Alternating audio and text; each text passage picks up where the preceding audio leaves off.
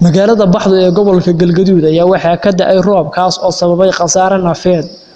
Roobkan ayaa bilowday abaariya halkii saac ee subaxnimo waxa uu dumiyay qol 2 mitir oo ay gudihiisa ku sugnaayeen 5 carruur iyo gabar qaangaar ah oo cunto u karinaysay. Carruurtii gabar kamid ah waa ay geeriyootay halka gabadhii weyneedna uu dhaawac culus soo gaaray. Haddaba gabadha dhaawac soo gaaray iyo aabaheeda ayaan ku booqanay isbitaalka weyn ee magaalada. Waxa uu nooga warbixiyay xaaladda guud ee gabadhiisa iyo sida wax soo gaareen. mar adiga 2 saac mur culus u timid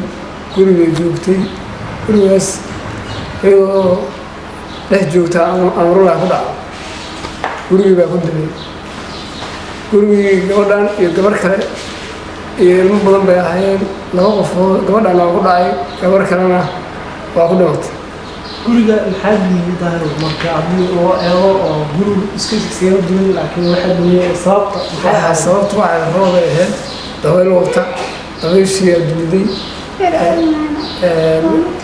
la guriga oo ahaa mitro oo hadal korka dhisan waa dheereen guriga dheer ahayn sax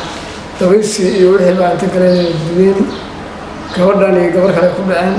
gabadhay ku dhaceen oo kale waa dhimatay tamna dhaawac weey qaar damba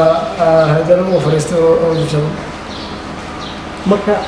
labadan gabdhood kaliya ayaa ilmihii wax ka gaareen meesh ku jiray labada intii kale ka badbaaday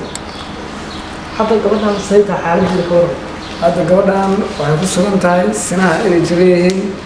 aanu haysanaa ilaa idinkii waxay tahay ilaa laakiin sinaha jiray wax baartiin oo la sameeyay jira oo loo ogaanaysan jiray wax la baartiin ma jiraan dhanka kale nooma aysan suurtagelin in aan wareysano waalidiinta dhalay gabadha dhimatay oo aabaha dhalay gabadhaasi wuxuu ku maqan yahay magaalada Muqdisho ee caasimadda dalka hooyada dhashayna way ka cudur daaratay sidoo kale waxaan booqanay guriga ku dumay carruurta intii ka hartay ugu dambeyntii aabaha dhalay gabadha dhaawaca oo lagu magacaabo Daahir Maxamed Faarax wuxuu ka codsaday bulshooyinka Soomaaliyeed in ay ku caawiyaan wax kasta oo ay u awoodaan waxaan ka codsanayaa تعامل يجعل كل هاي تونتاو